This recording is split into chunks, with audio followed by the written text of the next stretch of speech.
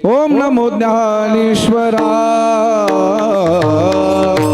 ओम नमो ज्ञानेश्वरा,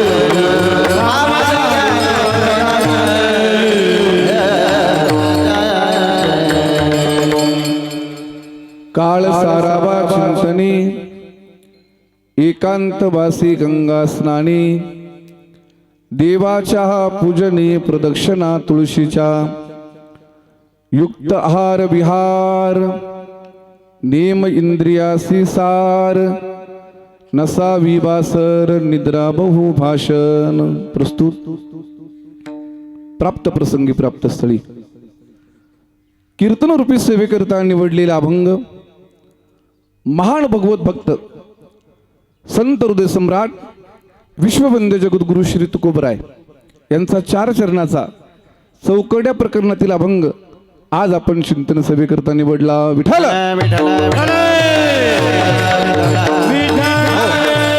अभंग अतिशय गोडे जगद्गुरु तुकोबरायांच्या गाथ्यातील 4 चरणाचा अभंग आहे आणि या अभंगात जगद्गुरु तुकाराम महाराज भगवत प्राप्ती करता काही नियम सांगतात. विठ्ठल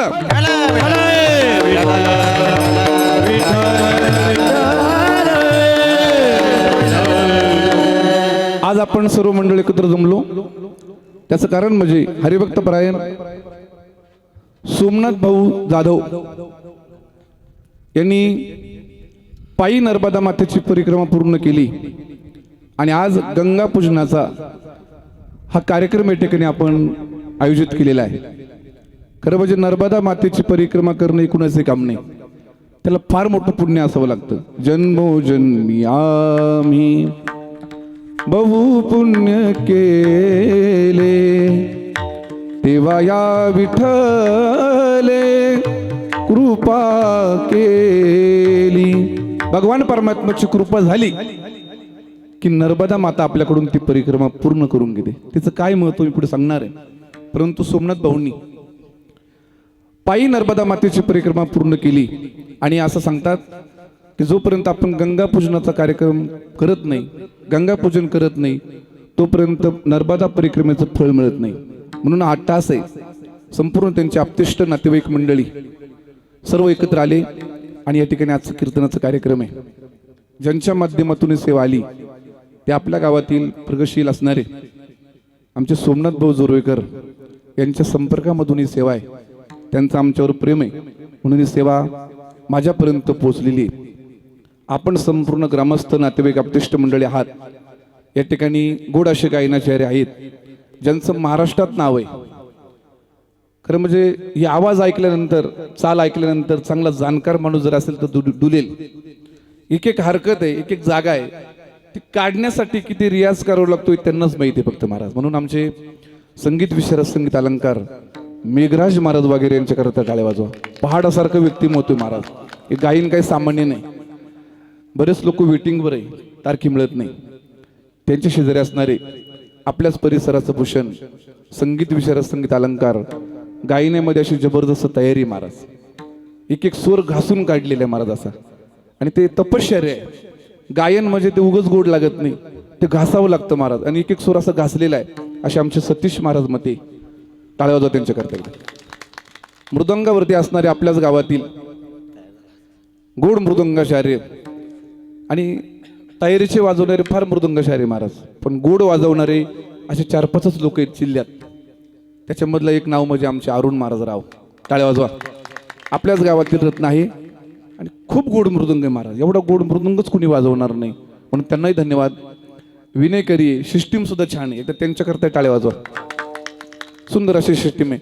हे कीर्तन आपल्याला गजर कीर्तनाचा, बरोबर ना, गजर माऊलीचा या युट्यूब चॅनलला ऐकायला मिळणार आहे. आपण संपूर्ण ग्रामस्थ मंडळ आमचे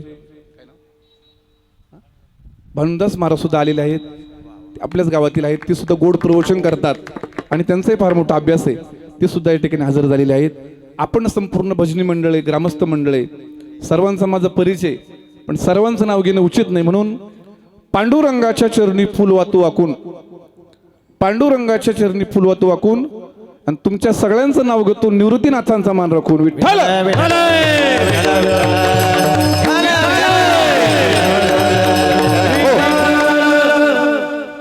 हा मनुष्य देह तुम्हाला आम्हाला मिळाला, हा काही सामान्य नाही. या मनुष्य देहाला तुम्ही आम्ही आलो म्हणजे फार मोठे भगवान परमात्म्याने आपल्यावर उपकार केले महाराज. दुर्लभ असा नरदेह आपल्याला मिळाला. दुर्लभम त्रेमेवैतत् देवानुग्रह हेतुकम मनुष्यत्व मुमुक्षत्व महापुरुष संश्रया. 3 गोष्टी दुर्लभ सांगितल्या शास्त्राने. कोणकोणत्या? त्यातली पहिलीच गोष्ट म्हटली मनुष्यत्व.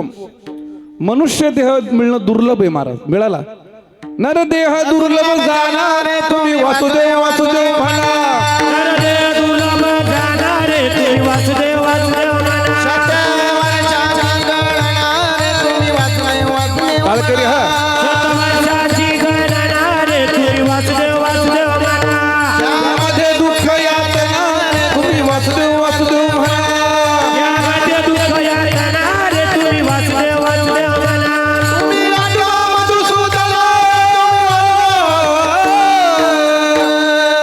तुम्ही वासुदेव वासुदेव म्हणा. तुम्ही वासुदेव वासुदेव म्हणा. तुम्ही वासुदेव वासुदेव म्हणा. तुम्ही वासुदेव वासुदेव म्हणा. तुम्ही वासुदेव वासुदेव म्हणा रे तुम्ही वासुदेव वासुदेव म्हणा. तुम्ही वासुदेव वासुदेव म्हणा रे तुम्ही वासुदेव वासुदेव म्हणा.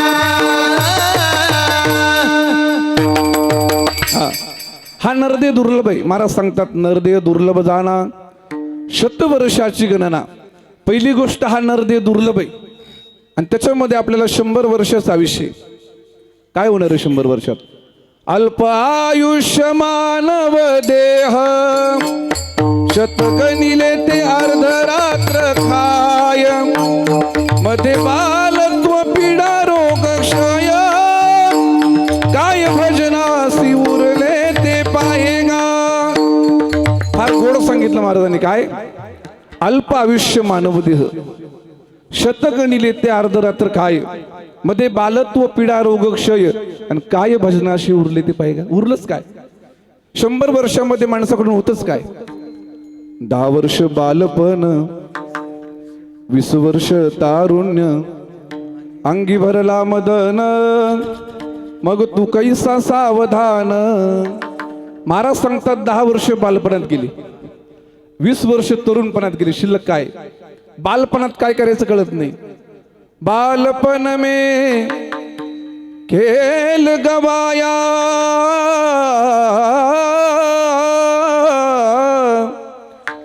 तरुणपना में मौज गवाया, जीवड़ा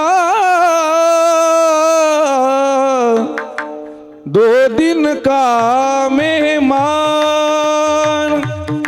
कब सुमिरोगे राम, अब तुम कब सुमिरोगे राम. इतकं गोड सांगितलं महाराजांनी की बालपण में खेल गवाया, तरुणपना में समय गवाया, अब तुम कब सुमिरोगे राम. कधी देवाचं भजन होणार आहे? बीत गए दिन भजन बिना रे, भजन बिना रे. महाराज सांगतात सगळं आयुष्य निघून जातं. चला 30 वर्ष पूर्ण झाली. 30 वर्ष पूर्ण होती, पुत्रदारा मागे फिरती, प्रपंच लागे पाठी, मग तू कैसा परमार्थी, महाराज सांगतात 30 वर्ष पूर्ण झाले का प्रपंच पाठीमागे लागतो. आणि प्रपंच पाठीमागे लागल्यानंतर काय अवस्था होते की तुम्हाला वेगळं सांगायची गरज नाही. हात वरती करा बरं. कुणाकुणाचे लग्न झाले? लग्न कुणा झाले हात वर करा ना. एवढे ब्रह्मचारीच आहे का काय? सतीश महाराज यांचे लग्न झालेले पण एवढे वैतागले का हात वर करायची सुद्धा हिंमत राहिली नाही. एवढी वैतागली प्रपंचाला. का? हा प्रपंच माणसाला रडवतो महाराज. संसार दुःख मूळ चहूकडे इंगळ. आणि पुढचं चरण ऐका. विश्रांती नाही कोठे रात्रंदिवस तळमळ. विश्रांतीच नाही, रात्रंदिवस डोक्यात फक्त तळमळ आहे. यालाच तर प्रपंच म्हणतात. मिरची संपली आणा, बटाटे संपले आणा, कांदे संपले आणा. हे आणा आणा करता करता अण्णा एक दिवस अण्णालाच मागवतो महाराज. त्याचे खायचे आलो होतात का? हा प्रपंच आहे महाराज. हे म्हातारे माणसं माझ्यासमोर बसलेली. यांनी आयुष्यभर राबराब राबले. तुम्हाला जर प्रश्न मी विचारला बाबा हे कष्ट कुणा करताय, एकच उत्तर आहे. कुणा करता? लेकरांकरता. पण तेच लेकरू आपल्या पाठीतलं आत्मार्थन करायच्या बाहेर कळतं. काय प्रपंचात परमार्थात आनंद आहे पण प्रपंचाचा शेवट हा पश्चातापात आहे महाराज. लक्षात ठेवा. तुम्ही किती प्रपंच करा शेवटी फक्त पश्चातापच शिल्लक राहतो. त्याला तर प्रपंच म्हणतात. 40 वर्ष झाली डोळाच्या आळीशी आली, डोळ्यास भुरळ पडली, कैशी दूर आणि जवळी. 40 वर्ष एकदा माणसाला झाले का आपण जर म्हटलं बाबा अहो चला कीर्तनाला, तो सांगतो आलो असतो पण समोर पाय टाकला का खड्डाच दिसतो. म्हटले का? दिसायचं कमी झालं आता. जोपर्यंत दिसतंय तोपर्यंत देवाला पाहून घ्या. ज्ञानेश्वरी वाचा, गाथा वाचा. दिसायचं कमी झालं की वाचता येत नाही. 50 वर्ष होती हलती दातांच्या पंगती, श्याम केस शुभ्र होती त्या सिंहातारा म्हणती. 50 वर्ष पूर्ण झाले का दात हलायला लागतात. आपण जर म्हटलो बाबा अहो म्हणा राम राम, तो लांब लांब राम राम म्हणता येत नाही का? दात पडले, मुखात राहिले नाही, केस पांढरे होतात. आणि केस पांढरे झाले का लोक त्याला म्हातारं म्हणतात. साठीची बुद्धी नाठी मग हाता येईल काठी, वसवस लागे पाठी त्याशी हसती कारटी. 60 वर्ष पूर्ण झाले का लोक म्हणतात बाबा तुम्ही चालना का म्हणून आता तुम्ही म्हातारे झाले. चाली सुद्धा बंद करतात महाराज. का? स्वरच लागत नाही. एकदा वय झालं का तिथून पुढे परमार्थ नाही महाराज. 17ची केली रचना, बसल्याने उठवेना, उठल्याने चालवेना, मग तो झाला दैन्यवान. 70 वर्ष झाले बसला तो उठवत नाही आणि उठला तरी चालवत नाही. मग आपण जर म्हटलं बाबा चला आज कीर्तन आहे, तो सांगतो आलो असतो पण एक तर चालवतच नाही आणि कीर्तनात बसलं का परत उठवतच नाही. परमार्थ होत नाही महाराज. असे 100 वर्ष आयुष्याचं निघून जातं आणि अंतकाळाच्या वेळेला कळतं रात्र गेली दिवस गेला, आयुष्य गेले जन्मा येवोनी काय केले. जन्मा येवोनी काय केले, जन्मा येवोनी काय केले. जन्मा येवोनी काय केले, जन्मा येवोनी काय केले, जन्मा येवोनी काय केले. हे संसार करिता गोड वाटे, हरिनामा विना सर्वच खोटे. संसार करिता गोड वाटे, विना हे प्रमाण आपण जर ऐकले तर जाणकार माणूस प्रपंचाचा त्याग करून भजनाला लागेल महाराज. एवढं सोपं नाही. आयुष्य वेचुनी कुटुंब पोशिले. महाराज सांगतात संपूर्ण आयुष्य वेचून कुटुंब पोचलं पण काय हित केले सांग बापा. काय हित केले सांग बापा. महाराज सांगतात काय हित केलं. संपूर्ण आयुष्य व्यसलन कुटुंबाचं पालन पोषण केलं, काय शिल्लक राहिलं. संसार करिता गोड वाटे, हरिनामाविन सर्वच खोटे. रात्र गेली दिवस गेला, आयुष्य गेले जन्म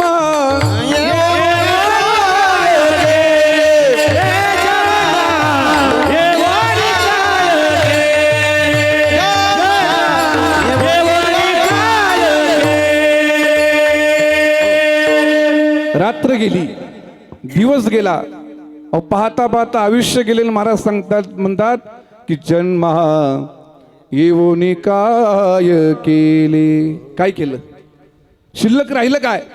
मग आपल्याकडे म्हण आहे बंधूच बाबा, जन्माला आला याला पाणी वाहून मेला. शिल्लक काय, 100 वर्षाचं आयुष्य निघून जातं महाराज, काहीच राहत नाही. मग त्या 100 वर्षामध्ये आपल्याला देवाची प्राप्ती करायची. देवाची प्राप्ती करायची कशी आपल्याला कळत नाही महाराज. मग तुम्ही सांगा या आयुष्यामध्ये नेमकं केलं काय पाहिजे, काय केलं पाहिजे. महाराज सांगतात एक क्षण तुम्हाला मिळाला आहे, त्या प्रत्येक क्षणाला देवाचं नामस्मरण करा. जो काळ तुम्हाला मिळाला आहे तो काळ देवाच्या चिंतनात सारा. अभंगाचं पहिलं चरण.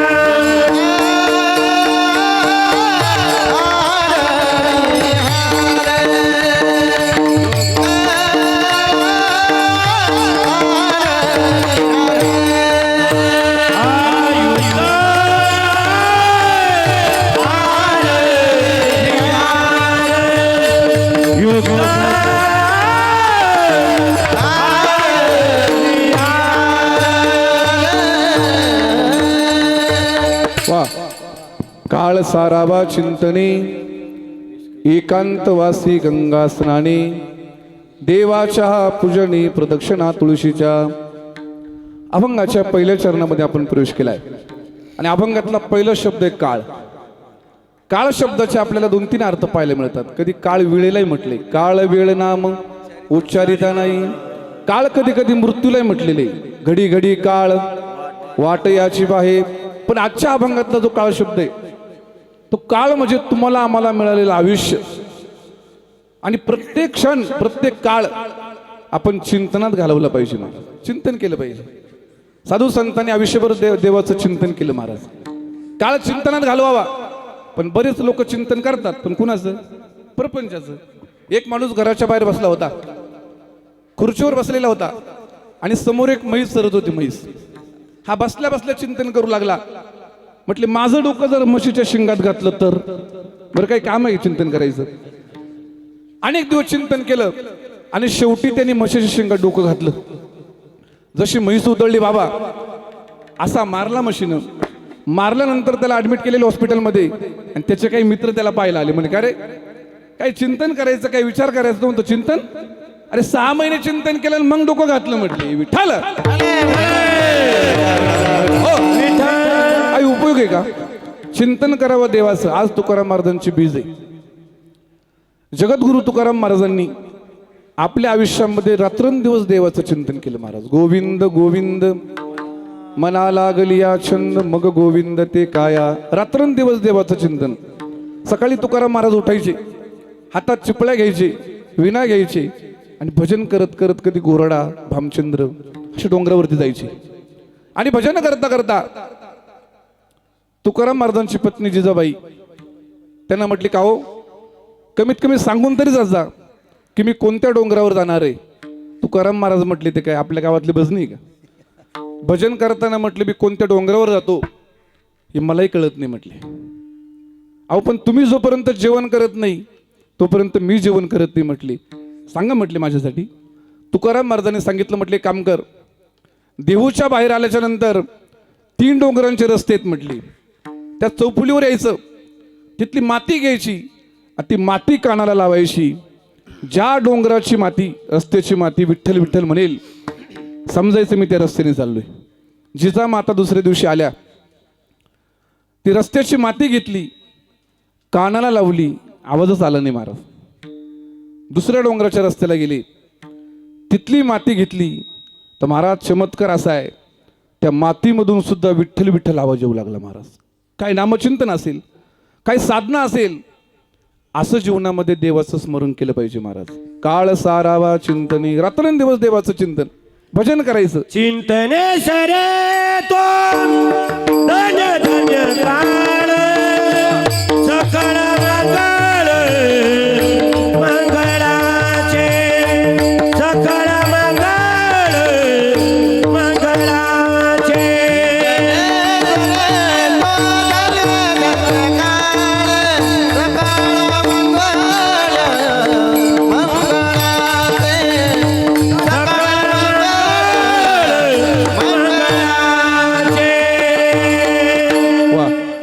चिंतने सरे तो धन्य धन्य काळ आणि सकळ मंगळ मंगळाचे. देवाच्या चिंतनामध्ये आपण काळ घातला पाहिजे. चला, काळ सारावा चिंतने. महाराज सांगतात, एकांतवासी गंगा स्नाने. परमार्थ हा एकांताचा आहे, लोकांताचा नाही. साधू संतांचे आपण जर प्रमाण पाहिले तर ते म्हणतात आम्हाला एकांत आवडतो. तुका म्हणे आम्हा एकांताचा वास, ब्रह्मी ब्रह्मरस सेवू सदा. साधू संत म्हणतात आम्हाला एकांत पाहिजे. येणे सुखे रुचे एकांताचा वास, नाही गुण दोष अंगाये वृक्षवल्ली आम्हा सोय रे वनचरे. वृक्षवल्ली आम्हा सोय रे वनचरे. वृक्षवल्ली आम्हा सोय रे वनचरे. वृक्षवल्ली आम्हा सोय रे वनचरे. येणे सुखे रुचे एकांताचा वास, येणे सुखे रुचे एकांताचा वास, नाही गुण दोष अंगायेत वृक्षवल्ली आम्हा सोय रे वनचरे. वृक्षवल्ली आम्हा सोय रे वनचरे. साधू संतांचे आपण प्रमाण पाहिले ते म्हणतात आम्हाला एकांतामध्ये आवडतं. परमार्थ एकांताचा आहे महाराज, पण त्याच्यात एक फरक आहे. साधू संत एकांतात गेले की त्यांचे विचार जागृत होतात आणि तुम्ही आम्ही एकांतात गेलो का आपले विकार जागृत होतात महाराज. हा फरक आहे. एकांतात गेल्यानंतर देवाचं नामचिंतन शुद्ध भावनेनं केलं पाहिजे. आपण भजन करतो पण आपली भावना शुद्ध नाही महाराज. आपण भजन करतो, रात्रभर करतो, भावना शुद्ध नाही, फक्त जिरवा जिरवी करता भजने आजकालचे महाराज. देवा करता नाही. एक माणूस गावात वैतागला, म्हटले आजपासून गावात राहायचं नाही, घरात राहायचं नाही. मग आजपासून म्हटले आपण आपल्या डोंगरावर जायचं. आपल्या गावात एखादा डोंगर आहे का? हा, डोंगरावर मंदिर आहे का? हा, त्या मंदिरात गेला. गावातला माणूस गावाला वैतागला आणि त्या मंदिरात जाऊन राहू लागला. दाढी वाढली, जटा वाढली, भगवे कपडे घातलेले आहेत. मग गावातले लोक चर्चा करू लागले, म्हटले आपल्या गावातला बाबा लय ना मोठं झालं म्हणे, चला पाहिला. मग गावातल्या लोकांची दर्शन करता रांग लागली. गावातले लोक म्हणायचे बाबा काही पाहिजे का? बाबा म्हणायचे अजिबात काही नको, मी आता त्याग केलाय, एकांतात आलोय, काहीच नको मला. पण गावातल्या लोकांनी चर्चा केली आणि गावातील लोक विचार करू लागले बाबाला काहीच नकोय, पण झोपडीत ज्या बाबा राहतात ते फार उंदरं झाली म्हणे. त्याच्याकरता गावातल्या लोकांनी एक मांजर दिली. बाबा जसा एकांतात गेला होता, बाबाला जोडी काय गेली, मांजर. बाबा मांजरीवरती प्रेम करू लागले. 1-2 महिने उलटून गेले. गावातले लोक परत गेले, बाबा काही पाहिजे का? बाबा म्हणे अजिबात काही नको. पण गावातल्या लोकांनी निरीक्षण केलं, उंदरं झाले म्हणून काय दिली? तुम्ही बोला ना का निघून जाऊ मी असं. उंदरं झाले म्हणून काय दिली? मांजर दिली. पण मांजर अशी जांब होऊन गेली होती महाराज, नुसते हाडकच राहिली होती. मग गावातल्या लोकांनी एक गाय दिली. जसं बाबांनी मांजरीवर प्रेम केलं तसं गायीवर प्रेम केलं. 1-2 महिने उलटून गेले. गावातले लोक परत आले तर बाबाचं भजन बंद. बाबा मांजरीमध्ये गायीमध्येच गुंतला. लोकांनी विचार केला गायीचं शेण काढायचंय. गावातल्या लोकांनी एक बाई दिली. जसं बाबांनी मांजरीवर प्रेम केलं तसं बाबांनी गायीवर प्रेम केलं. आता पुढचं सांगू तुम्हाला. अहो त्याला झाले ना पोरं, माझ्याकडे पाहता काय विठ्ठल. परमार्थ एकांताच आहे, पण एकांतात काय करायचं तर चिंतन करायचं म्हटले. गंगा स्नाने आजचा आपला मुख्य विषय तो म्हणजे नर्मदा परिक्रमेचा आहे. गंगा स्नाने, गंगा माता. सामान्य लोक ज्याला नदी म्हणतात आपण त्याला गंगा माता म्हणतो महाराज, लक्षात ठेवा. लोक त्याला पाणी म्हणतात, आपण त्याला अमृत म्हणतो, जल म्हणतो. एक 10-15 दिवसापूर्वी मी एक ठिकाणी कीर्तन केलं. त्यांनी नर्मदेचं पाण्याचं पूजन असं लिहिलं होतं महाराज. नर्मदेचं पाणी म्हटलं ते पाणी नाही आहे, ते जल आहे, ते अमृत आहे महाराज, लक्षात ठेवा. म्हणून ही गंगा माता नेमकी कुठे अवतरली, कशा करता अवतरली याची कथा पाहणं आपल्याला फार महत्वाचं आहे. गंगा माता जी धावते, तिचं धावणं हे समुद्राला मिळण्याकरता आहे. तुका म्हणे गंगा सागर संगमी, अवघ्या झाल्या उर्मी एकमय. गंगा माता धावते ती समुद्राला मिळण्याकरता. पण फेडीत पापताप, पोखीत तिरीचे पादप, आणि समुद्रा जाय आप गंगेचे से. समुद्राला मिळता मिळता ते अनेकांचे पाप फेडत फेडत ती समुद्राला मिळते. अशी गंगा माता आपल्या जवळ गोदावरी माता आहे. माझा प्रश्न आहे तुम्हाला, सांगा गोदावरी मातेचा उगम कुठं झाला? मुकण्याला? हा वा, टाळ्या वाजवायच्या करता एकदा. त्र्यंबकेश्वरला ब्रह्मगिरी पर्वतावरती गोदावरी मातेचा उगम आहे. नेमकी गोदावरी माता, तिचा उगम कसा झाला? तरी गोदावरी माता, गंगा माता मुळात आहे भगवान शंकराच्या जटीत. हे पाहिलं पार्वती मातेनं. आणि पार्वती मातेला काही सहन होईना. तिने गणपती बाप्पाला सांगितलं, म्हटली हे काही मला सहन होत नाही. एका बाईला दुसऱ्या बाईच्या जवळ झालेलं सहनच होत नाही महाराज. ते म्हणते तुम्ही कुणाशी बोला पण त्या बाईशी अजिबात बोलू नका, ते मी सहन करणार नाही. गणपती बाप्पा गौतम ऋषींकडे आले. एक दर्भाची काडी दिली, म्हटली काडी फेकून मारा. ती काडी फेकून मारली, ती गायीला लागली. गाय मरण पावली. गौतम ऋषींना गोहत्येचं पातक लागलं. काय करायचं, या पापातून कसं मुक्त व्हायचं? म्हटले गंगा अवतरली का ह्या पापातून तुम्हाला मुक्ती मिळेल. भगवान शंकराचं ध्यान चालू केलेलं आहे. ओम नमः शिवाय, ओम नमः शिवाय, हर हर बोले नमः शिवाय. भजन चालू केलं आणि भजन करता करता भगवान शंकर प्रसन्न झाले. म्हटले काय पाहिजे? म्हटले तुमच्या जटीत जी गंगा आहे ती मृत्यू लोकात पृथ्वीवर अवतरवा.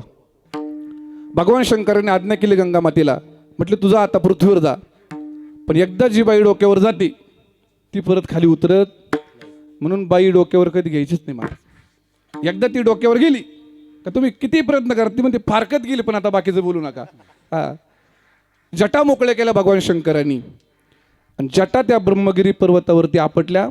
अजूनही आपण ब्रह्मगिरीवर जर कधी गेलो तर जटा आपटल्याच्या खुणा आजही आपल्याला पाहायला मिळतात. गंगा तिथे अवतरली पण ती रागवली महाराज. रागवली म्हणून तिथून गुप्त झाली, ती गंगाद्वारला आली. आपण गंगाद्वारला जर गेलो तिथे आली, तिथूनही गुप्त झाली. मग कुशावर्त नाव पडलं. कुश म्हणजे गवत, आवर्तन म्हणजे गवताचं आवर्तन जिथं होतं त्याला नाव पडलं कुशावर्त. आणि ते कुंड तयार केलं. इतकं सामर्थ्य मारत तो कुशावर्तात. नारायण, नागबली, त्रिपिंडी, कालसर्प असे अनेक दोष फक्त तिथं स्नान केल्यावर मिटतात, लक्षात ठेवा. अशी गोदावरी माता ही आपल्या जवळ आहे. दुसरी कथा अशी सांगितली जाते की सगर नावाचा राजा आहे आणि या सगर राजाला पुत्र होत नव्हता. पुत्र कामेष्टी यज्ञ केला आणि 60,000 पुत्र झाले बाबा. किती? 60,000 पुत्र झाले. आणि 60,000 पुत्र इतके उन्मत्त झाले, यांनी अश्वमेध यज्ञ केला. म्हणजे घोडा सोडायचा, ज्याला कुणाला युद्ध करायचंय त्यांनी समोर यायचं. एकही राजा युद्ध करण्याकरता पुढे येईना. हे इंद्राने पाहिलं. इंद्राने विचार केला, आता जर कोणी युद्ध केलं नाही तर आपलं पद धोक्यात आहे म्हटले. आणि बरेचसे लोक आपलं पद धोक्यात आलं का कुणाचा काटा काढतात महाराज. तुमच्या आलं का लक्षात? तुमचं कधीच लक्षात येणार नाही. आपलं पद राहावं म्हणून लोक कुणाचा काटा काढतात. जाऊ द्या, तुमच्याकडे करून जाईल. इंद्राने विचार केला काय केलं पाहिजे. कपिल मुनींच्या आश्रमात तो घोडा नेऊन बांधला. हे सगर पुत्र आले, उन्मत्त झालेले आहेत आणि कपिल मुनीला शिवे देऊ लागले. नाही नाही ते बोलू लागले. कपिल मुनींनी जल घेतलं महाराजांना, जल शिंपडलं. 60,000 पुत्रांची राख झाली महाराज, राख. यांना मुक्ती कशी मिळेल? सगर राजाने प्रयत्न केले, काही उपयोग झाला नाही. त्याच वंशामध्ये दिलीप नावाचा राजा आहे, अंशुमान नावाचा राजा आहे. असे अनेक राजे झाले, तपश्चर्या केली, पण गंगा काय अवतरली नाही. मग भगीरथ नावाचा राजा झाला महाराज, भगीरथ. त्याने अनेक वर्ष तपश्चर्या केली आणि अनेक वर्ष तपश्चर्या केल्यानंतर गंगा अवतरली आणि 60,000 पुत्रांचा उद्धार झाला. अशी गंगा माता आहे महाराज, पापातून मुक्त करणारी. आज आपली सोमनाथ भाऊ यांनी नर्मदा मातेची परिक्रमा केली महाराज. त्यांच्याकरता एकदा जोरदार टाळ्या वाजवा. हे कुणाच्या भाग्यात नाही. अनेक दिवसाचं पुण्य त्यांचं उदयाला आलं. तुमच्या मागच्या 7 पिढ्या आणि पुढच्या 7 पिढ्या सगळ्यांचा उद्धार आहे महाराज. वेगळा परमार्थ करायची गरज नाही. हां, ज्यांनी ज्यांनी नर्मदा माता परिक्रमा केली, आमच्या सतीश महाराजांनी केली. आम्ही सुद्धा एकदा करणार महाराज. जसा अभ्यास केला की नर्मदा मातेचं काय सामर्थ्य आहे, तांतकरणामध्ये इच्छा निर्माण झाली की आपण परिक्रमा करायची. काय सामर्थ्य आहे महाराज तिच्यामध्ये. भगवान शंकराने तांडव नृत्य केलं आणि तांडव नृत्य केल्याच्या नंतर त्यांच्या घामापासून जी निर्मिती झाली तिला नर्मदा माता म्हणतात महाराज, लक्षात ठेवा. तिथे मैकल नावाचा पर्वत आहे. आपण जर ओंकारेश्वर जवळ अमरकंटक हे गाव आहे, तिथं मैकल नावाचा पर्वत आहे. त्या पर्वतातून जिची निर्मिती झाली म्हणून तिला मैकल सुती असं तुझं नाव आहे. सोनभद्र नावाचा राजा आहे. म्हणजे आपण जर तिकडे एमपी दिपीत गेलो तर सोनभद्र नावाची एक नदी आहे महाराज. जशी नर्मदा माता नदी तशी सोनभद्र नदी तुम्ही पाहिली का? ती तिकडे वाहते. सोनभद्र ही पुरलिंगी नदी आहे. आपण तसं पाहिलं तर आपण स्त्रीलिंगी नद्या पाहतो, पण पुरुष सुद्धा नदी आहे, त्याचं नाव आहे सोनभद्र, नर्मदा मातेचा. आणि या सोनभद्राचा विवाह ठरलेला आहे. आता लग्न करायचंय. नर्मदा मातेला इच्छा झाली की माझा पती नेमका कसा आहे म्हटली, हे पाहिलं पाहिजे. पण आपण कसं जायचं म्हणून जुहिला नावाची एक तिची दासी होती, ती सुद्धा नदी आहे, आपल्याला पाहायला मिळेल तिकडे. या जुहिलेला सांगितलं, म्हटले तू एक काम कर, तू जा आणि माझा पती कसा आहे म्हटली पाहुणे. ही म्हटली मी अशी जाणार नाही, मग मला चांगले कपडे पाहिजे. म्हणून राणीचे कपडे घालायला दिले. आणि जुहिला माता त्या सोनभद्र राजाला पाहायला जेव्हा गेली तेव्हा सोनभद्र राजाने तिला पाहिलं. त्याला वाटलं हीच नर्मदा माता आहे. तिच्याबरोबर रथ झाला आणि तिच्याच बरोबर विवाह केला. अनेक दिवस उलटून गेले. नर्मदा माता म्हणते जुईला का आली नाही. हे पाहिला जेव्हा नर्मदा माता तिकडे गेली तर तिने पाहिलं सोनभद्र आणि जुईला ही रथ झालेली होती. रागावली महाराज, कुर्दिष्ट झाली. ज्या ठिकाणी नर्मदा माता होती तिथे भगवान शंकराची तपश्चर्या चालू केली. आपण पहा, सगळ्या नद्या जेवढ्या काही गंगा आहेत त्या पश्चिमेकडून पूर्वेकडे वाहतात, पण एक नर्मदा माता अशी का ती पूर्वेकडून पश्चिमेकडे वाहते महाराज. जागीच प्रवाह बदलला. अनेक पर्वत तोडत तोडत, अनेक पहाड तोडत तोडत ती पश्चिम दिशेला जाऊन मिळाली महाराज. अशी नर्मदा माता आहे. आणि त्या जुहिलेला, त्या सोनभद्राला असा शाप दिला महाराज. अजूनही आपण जर तिकडे गेलो तर जुहिला म्हणजे गटारीची नदी नुसती, घाण पाणी तिच्यामध्ये. सोनभद्र नदी तिचं कुणी आंघोळे करत नाही का, ते शापित झाले महाराज. आणि भगवान शंकराने नर्मदा मातेला वरदान दिलं, जो तुझी परिक्रमा करेल त्याची जन्म मरणाची यातना कायमची संपून जाईल महाराज. लक्षात ठेवा. तुम्ही जल आणलं ना नर्मदा मातेचं, तुम्ही जर बाकी नद्यांचं पाणी जर आणलं आणि ते 10 दिवस ठेवलं आपण घरात, 10 दिवस, तर 10 दिवसामध्ये त्याच्यामध्ये घाण तयार होते. पण नर्मदा मातेचं जल असे महाराज ते 100 वर्ष घरात ठेवा, काहीच होत नाही महाराज, कारण ते अमृत आहे, अमृत. आपण जर परिक्रमा करताना संपूर्ण तीरावरती पाहिलं तर भगवान शंकराचे मंदिर की पावला पावलावर आपल्याला पाहायला मिळतात महाराज. पावला पावलावर कुबीर भंडारी आहे, असे अनेक मंदिर आहेत महाराज, तिथे भगवान शंकराचा वास आहे. आपण जर कधी देवाची मूर्ती आणली तर त्या देवाच्या मूर्तीची प्राणप्रतिष्ठा आपल्याला करावी लागते. पण जर आपण जर तिथून एखादा दगड आणला नर्मदा मातीचा, तर तो दगड नसून तो साक्षात भगवान शंकराचं शिवलिंग आहे महाराज. त्याची प्रतिष्ठा करायची गरज नाही का, त्याच्यामध्ये साक्षात भगवान शिव आहेत. डायरेक्ट देवाऱ्यात ठेवायचं आणि पूजा करायची, अपघाती मृत्यू कधीच येणार नाही महाराज. हे त्याचं सामर्थ्य आहे.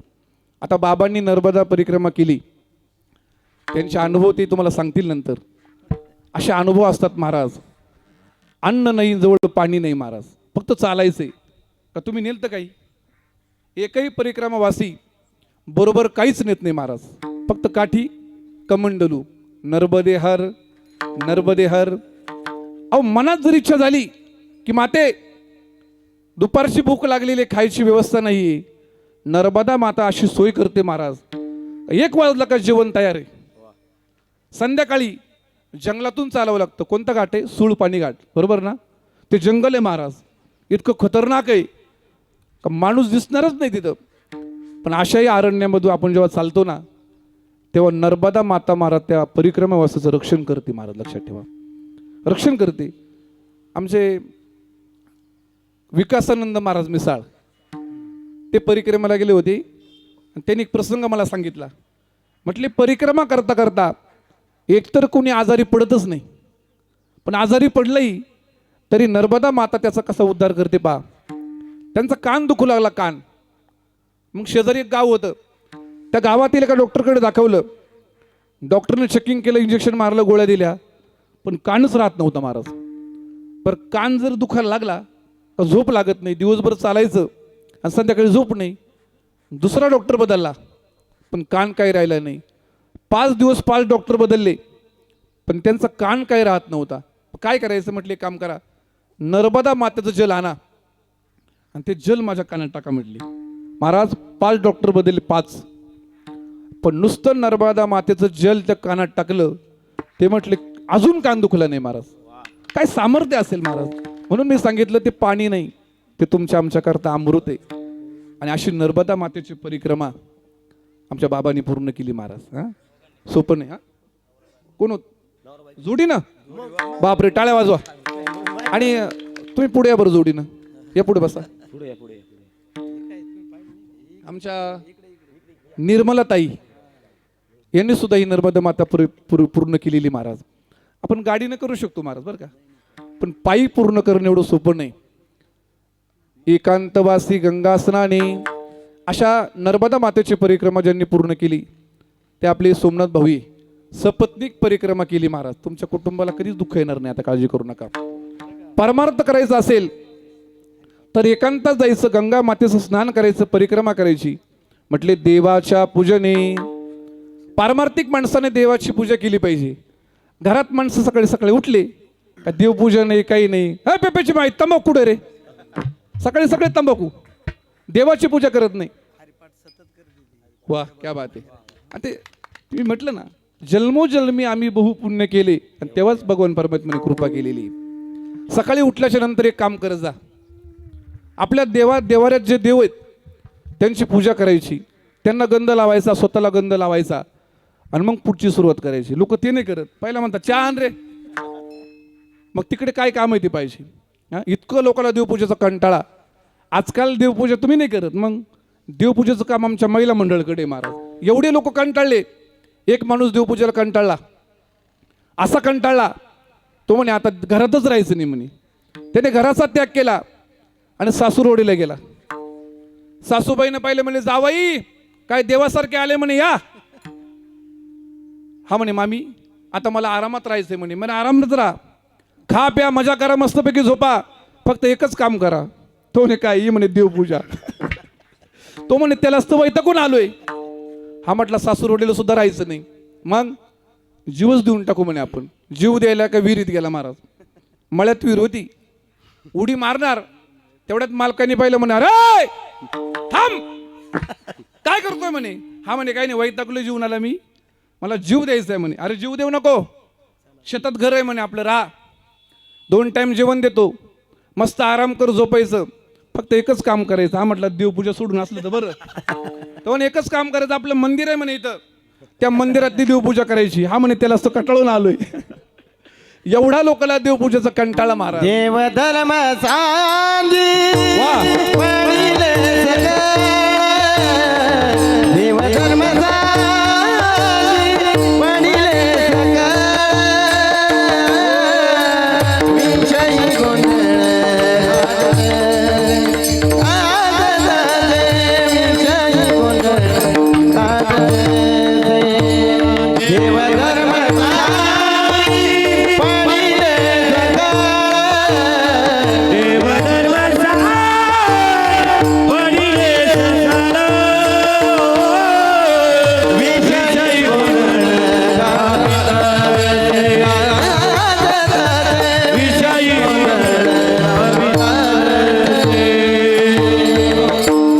अगदी योग्य प्रमाण दिलं महाराज. देवधर्म सांडी पडिले सकळ आणि विषय गोंधळ गाजत असे. लोकांना देवपूजा नको, काही नको, पण महाराज सांगतात देवाच्या पूजने आणि प्रदक्षिणा तुळशीच्या. आमच्या माता माऊली बसलेल्या आहे. सकाळी उठल्याच्या नंतर एक काम करत जा, एक तांब्या भरून पाणी घ्यायचं, सूर्याला अर्पण करायचं, तुळशीला अर्पण करायचं, आणि तुळशीला फक्त प्रदक्षिणा घालायची महाराज, आणि विनंती करायची, हे तुळशी माते, माझं कुटुंब सुखात राहो. महाराज तुमच्या जीवनामध्ये दुःखच येणार नाही. पण आमच्या महिला मंडळ सकाळी ते नाही करत, पहिल्या चपात्याला आटायबिल गात्या महाराज. असं कधीच करायचं नाही. प्रदक्षिणा तुळशीच्या महाराज हे सगळे नियम सांगितले. याच्या पलीकडे काही नियम आहेत का? तेच नियम महाराज सांगतात अभंगाच्या 2ऱ्या चरणात. युक्त आहार विहार, युक्त आहार विहार, युक्त आहार विहार, युक्त आहार विहार, इंद्रियाची सार,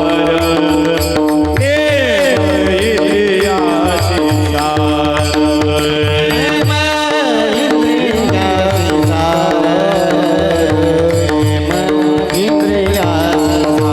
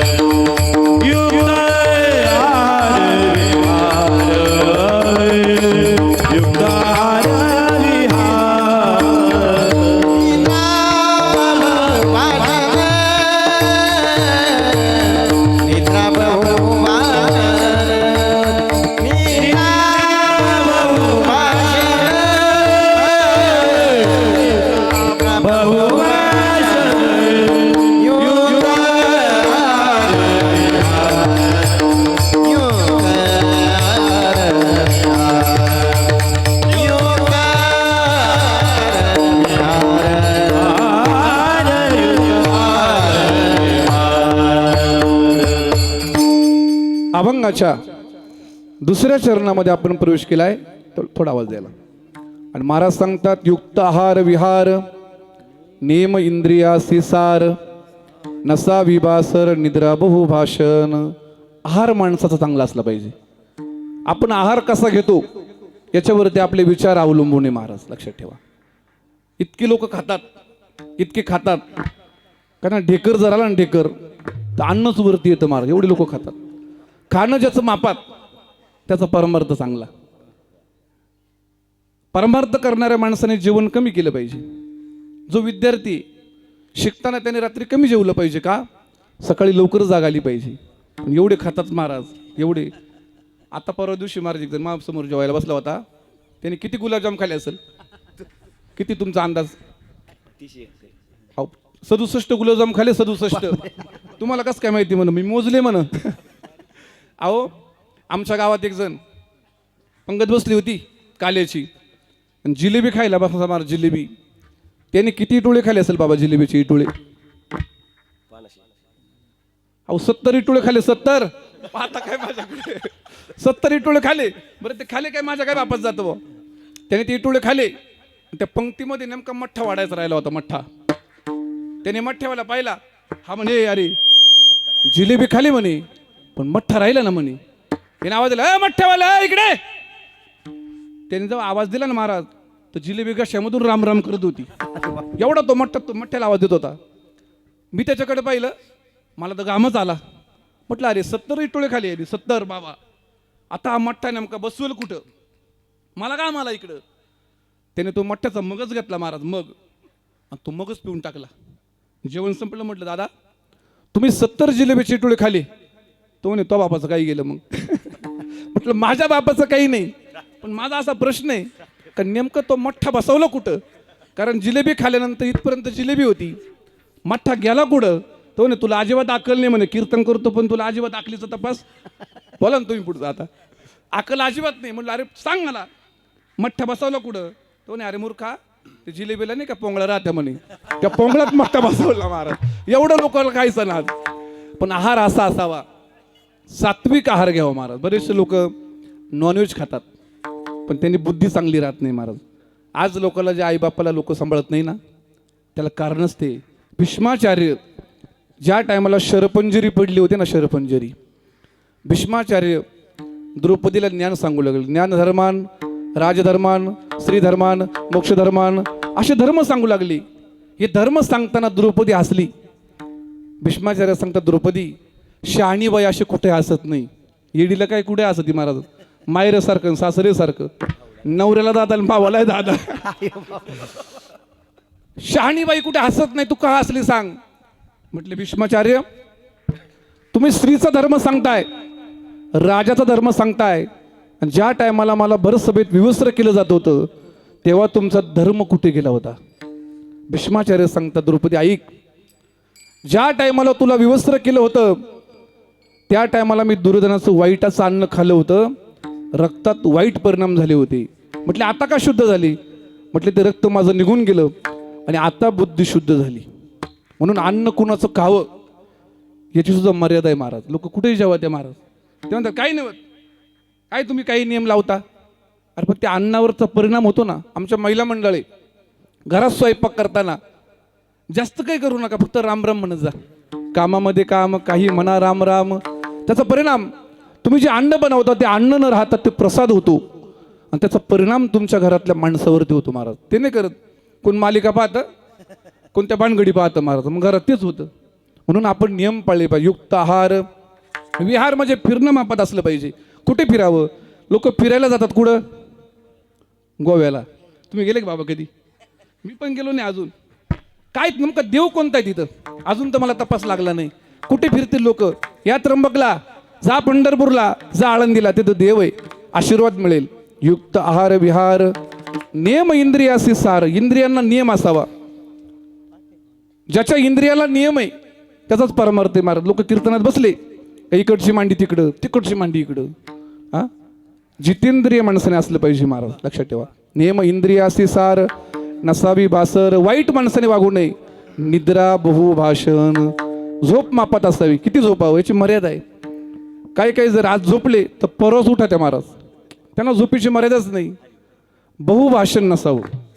माणसाने थोडं बोलावं पण चांगलं बोलावं. साच आणि मवाळ मितुले आणि रसाळ आणि शब्द जैसे कल्लोळ अमृताचे. काय माऊलींची उभी.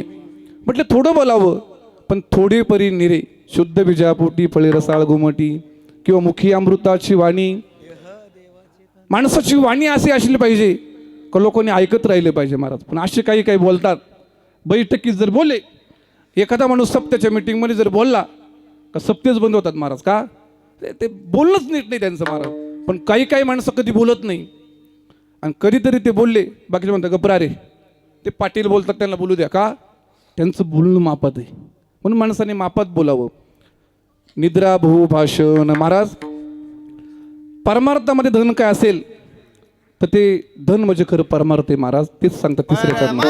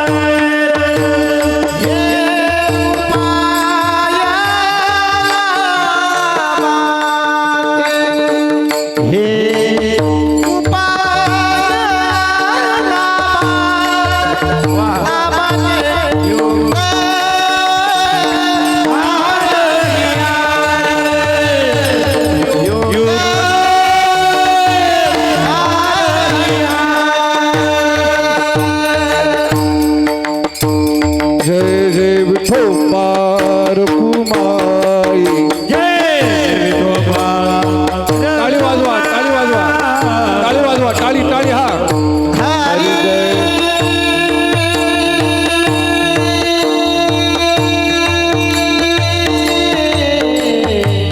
हरी हरी हरी जय जय. टाळ वाजवा. हरी हरी जय जय. हरी जय जय. हरी जय जय. हरी जय जय. विठोबा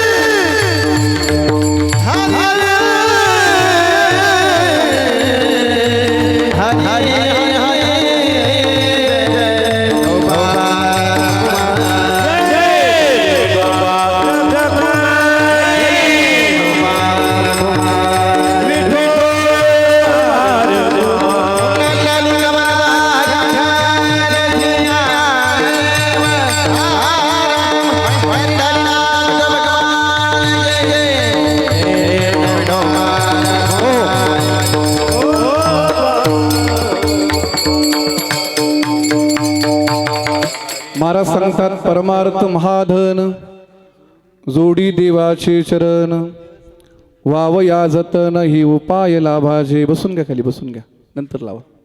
विक्षेप होतो चिंतनामध्ये. विक्षेप झाला की विसरून जातो आम्ही. पण सांगायचं काय, धन जर कोणतं खरं असेल तर ते पारमार्थिक धन आहे महाराज. आज आपण कोणतं कमवतो, काही चालतं काय शिवाय. प्रत्येक माणसाला पाहिजे पैसा, पण महाराज सांगतात ते खरं धन नाही. 14 चौकड्या आयुष्य होतं रावणाला. किती? 14 चौकड्या कशाला म्हणतात माहिती का? कलियुग, द्वापारयुग, त्रेतायुग आणि कृतयुग, 4 युग एकत्र करायचे त्यांचं आयुष्य. कलियुगाचं आयुष्य आहे 4,32,000. तुमच्याकडे मोबाईल आहे का? त्याचं काय काय कॅल्क्युलेटर काढा बरं. हां नाही दुसरं सांगतो ना पुढं अजून. 4,32,000 हे कलियुगाचं. द्वापारयुगाचं 8,64,000. त्रेतायुगाचं 12,96,000 आणि कृतयुगाचं 17,28,000. याची बेरीज करायची होती आपल्याला. तर 43,20,000 तसं करून मी कॅल्क्युलेट करून आलोय. तुमचं कॅल्क्युलेट चालतं किती पाहिजे होतं. 43 लाख आणि 20,000 याला गुणिले 14. जे काही उत्तर येईल तेवढं आयुष्य एकटं रावणाचं. किती? आणि कोटी गरज येते काशा आणि तांब्याची, शुद्ध कांचनाची 7 कोटी. सोन्याचे घर होते 7 कोटी. किती? सोन्याचे. पण तरी सुद्धा सांगा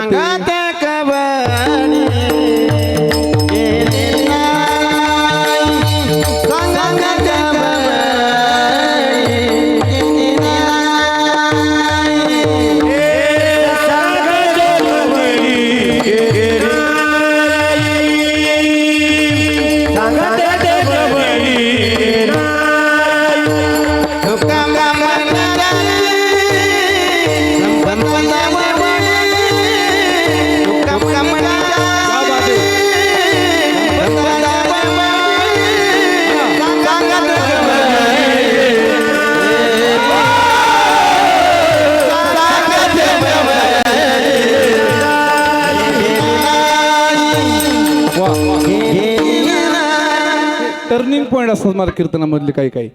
तिथं कोणती चाल लावली पाहिजे, कोणत्या चालीनं कीर्तन उचलेल हे असेच गायक लागतात. टाळ्या होतं त्यांच्याकरता एकदा. तुका म्हणे ज्याची संपदा एवढी पण सांगा ते कवडी गेली नाही महाराज. परमार्थिक धन असे की सोडविल या मापासोनिया करा हरिभक्ती. कुठं काम येईल? परलोकी येईल कामाला. म्हणून म्हटले भक्ती करा. आणि तुम्ही किती पैसा कमवला आणि किती सुद्धा इस्टेट कमवली ती इथंच राहते महाराज. सिकंदर नावाचा राजा झाला. सिकंदर 40 वर्ष झटलेला आहे आणि 40 वर्षानंतर त्याने संपूर्ण जग जिंकलं. जगाचा मालक झाला. आणि असा सिकंदर गबाजांना ज्या टायमाला तो मृत्युमुखी पडलेला आहे त्याने आपल्याकरता संदेश लिहून ठेवला. काय? याद कर सिकंदर के हौसले तो हाली थे, जब गया था दुनिया से दोनों हाथ खाली थे, दोनों हाथ खाली थे, चढ़ता सूरज धीरे धीरे ढलता ही ढल जाएगा. म्हणून खरं धन जर काय असेल तर परमार्थिक धन आहे. परमार्थ महाधन जोडी देवाचे चरण, वाव या जतन ही उपाय लाभाची, देह समर्पिजे देवा, भार काहीच न घ्यावा, होईल आघवा तुका मनी आनंद. युक्त आहार विहार नेम इंद्रियासी सार, नसावी बासर निद्रा बहुभाषण. ज्ञानेश्वर माऊली ज्ञानेश्वर माऊली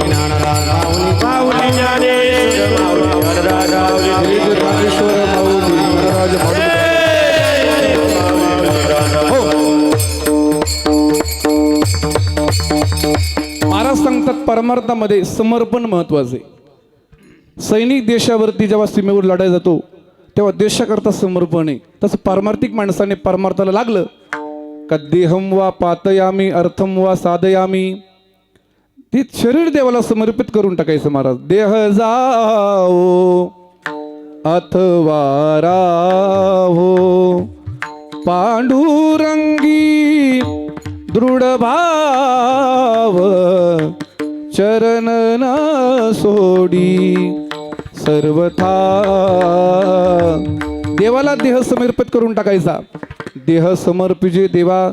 आणि प्रपंचाचा कुठला भार घ्यायचा नाही. मग असा विचार अंतःकरणात ठेवायचा की आपल्याला सांभाळणारा तो भगवान परमात्मा आहे. तो सगळं पाहून घेतो महाराज. ज्या दिवशी तुम्ही आपलं जीवन त्याच्यावर सोडून द्याल त्या दिवशी जीवनामध्ये काहीच कमी पडत नाही महाराज. एक म्हातारा माणूस, त्याला हॉस्पिटलमध्ये ॲडमिट केलं होतं. डॉक्टर आला, म्हटले बाबा तुमचं 8 लाख रुपये बिल झालं आणि आज मी तुम्हाला सोडून देणार आहे, डिस्चार्ज देणार आहे. जसं बाबाने ऐकलं तसं तो बाबा ढसाढसा रडू लागला. बाबा डॉक्टरने पाहिलं, म्हटले बाबा रडू नका हो, तुमचे 2 लाख रुपये अजून कमी करतो, रडू नका. तो बाबा म्हटलं अरे गबस, मग रडता का म्हटले? बिल जास्त झालं म्हणून का? त्याच्यामुळे रडत नाही. बाबा का रडता? त्या बाबाचं उत्तर जर ऐकलं ना तुम्ही तर तुमच्या अंगावर शहारे उभे राहतील बाबा. तो म्हातारा म्हणून डॉक्टरला सांगू लागला, डॉक्टर साहेब, ए डॉक्टर ऐक, 5 दिवस तुम्हाला सांभाळलं आणि 5 दिवसाचं तू 8 लाख रुपये बिल केलं. माझ्या परमात्म्याने मला 70 वर्ष सांभाळलं, 1 रुपया सुद्धा बिल नाही घेतलं. महाराज काय करायचे? फक्त काळ सारावा चिंतने, त्याचं चिंतन करायचे. आणि ज्या दिवशी तुम्ही हा देह त्याला समर्पित कराल, हे जीवन त्याला समर्पित कराल, तेव्हा रक्षण करणारा तू मागे पुढे उभा राही सांभाळीत. तुका मने बार गाथली आवडी, होईल प्रेमाने आय, होईल प्रेमाने. तुका मने भार घातली आवरी, मग होईल कैवारी नारायण. जीवन त्याला समर्पित करायचे. म्हणून युक्त आहार विहार, नेम इंद्रियासी सार, नसावी वासर निद्रा बहु भाषण. यथामती अवकाश. या जगद्गुरु तुकोबरायांच्या अभंगावरती आपण यथामती चिंतन करण्याचा प्रयत्न केलेला आहे. तुकाराम महाराजांचे अभंग म्हटले का अभंगाचे वेगवेगळे अर्थ असतात, परंतु कीर्तनकाराच्या बुद्धीने जसं चिंतन मांडते तसं आपण चिंतन मांडण्याचा प्रयत्न केलेला आहे. तसं आपण अभंगाच्या बाहेर एक शब्दही बोलत नाही कधी. जे अभंगाला अनुसरू नये, शब्द शब्दाला अनुसरू नये, त्या शब्दाचं चिंतन आपण पाहिलंय. तसं मला अजून 1.5 तास पाहिजे होतं कीर्तनाला. आता किती वाजले? 12. 1.5 वाजेपर्यंत मी जर कीर्तन केलं तर संपूर्ण अभंगाचं चिंतन भरपूर मांडता येईल. काल मी पेटला कार्यक्रमाला गेलो होतो. रात्रीचा 11:45 कीर्तन चालू झालं महाराज. 11:45. किती चिंतन मांडायचं? म्हटलं आता बोलू किती? तेव्हा महाराज काही टेन्शन घेऊ नका, 11:15 मी 12-12:30 पर्यंत कीर्तन केलं. म्हटलं जर अभंगावरती चिंतन जर मांडलं नाही तर पाकिट घ्यायला लाज वाटते हो. नेमकं ते मांडलंच नाही, घ्यायचे कशाचे? म्हणून ते बरं वाटत नाही. म्हणून अभंगाचं चिंतन मांडलं का जाताना आम्हाला आनंद वाटतो का कीर्तन चांगलं झालं. 2 तास आपण कीर्तन ऐकलंय तरी सुद्धा आपले चेहरे प्रसन्न. आमचे बाबा तर अगदी खुश आहे. त्याला अगदी बरं वाटलं. म्हणून हे चेहरे फार महत्वाचे. म्हणून सांगतात साधू संतांचं ऐका. जर साधू संतांचं ऐकलं नाही तर नरकात जाल. त्याचं ऐकलं पाहिजे. हे जरी नाही कालं मग दुसरा येईल, हे जरी नाही कालं मग दुसरा येईल, मग दुसरा येईल, जरी नाही कालं मग दुसरा येईल. शेवटी बा काळ बांधून नेईल, सरती शेवटी बा काळ बांधून नेईल.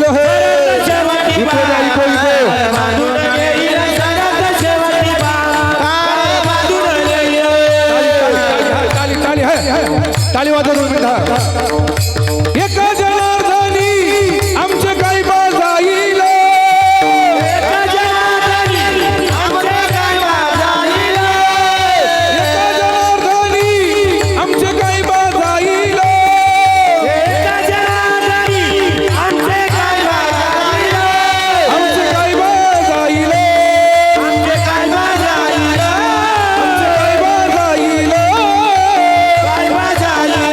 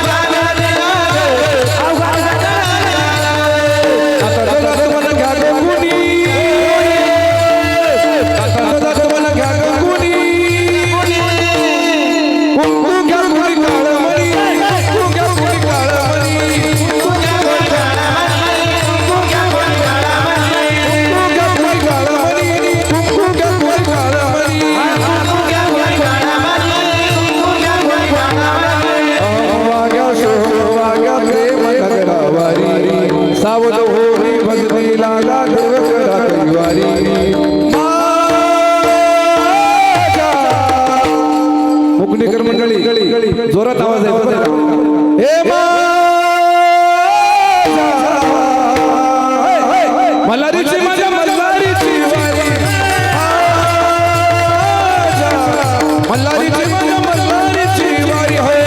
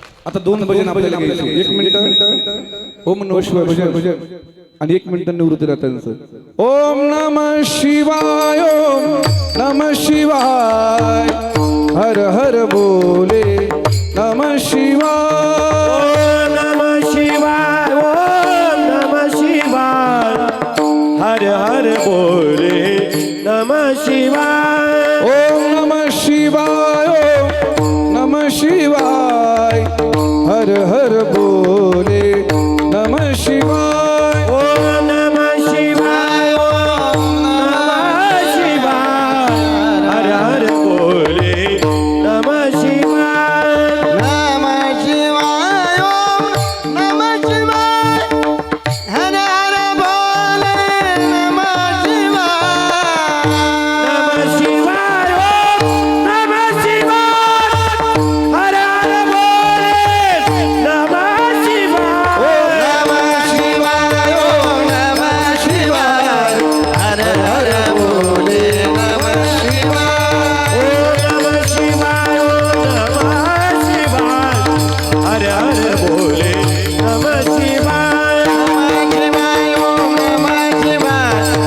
हर बोले नमः शिवाय शिवाय ओम नमः शिवाय हर हर बोले नमः नमः शिवाय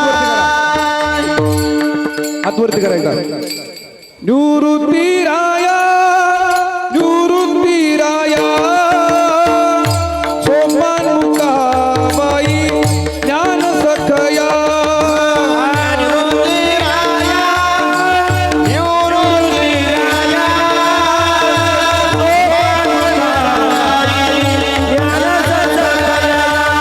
सोपान मुकाबाई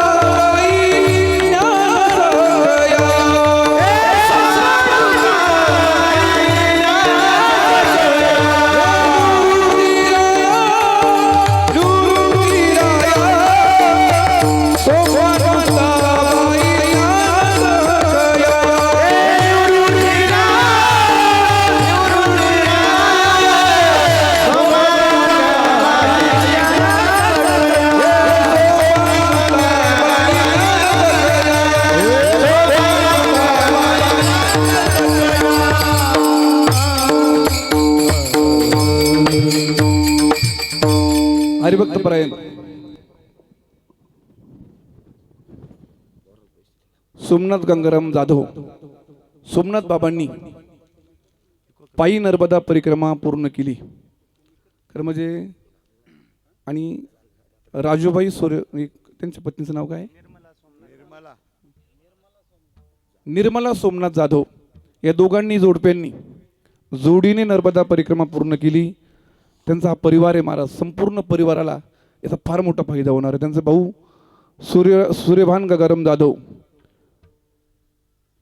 राजूबाई सूर्यभान जाधव बहीण मीराबाई तानाजी चंदने सुरुबाई गोरख सोनवणे, पार्वताई नाना जोंधळे, सुनील, मयूर, किशोर, त्यांचे जावई विकास वागचौरे, रमेश वागचौरे, विक्रम चंदने, श्याम रसाळ, विनायक चव्हाण, वैभव, दिवेश, गौरी, धनश्री, ईश्वरी, ज्ञानेश्वरी आणि त्यांचा हा संपूर्ण परिवार आहे.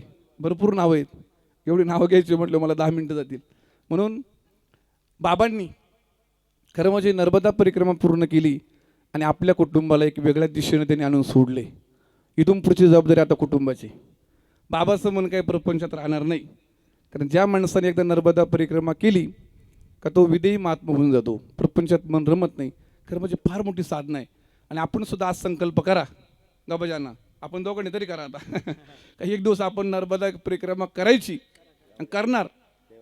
गाडीनं करा नाही तर पायी पायी करा, पण करा बस. बऱ्याचशा लोकांना पायी चालवणार नाही, गाडीनं करा, पण एकदा तो अनुभव घ्या.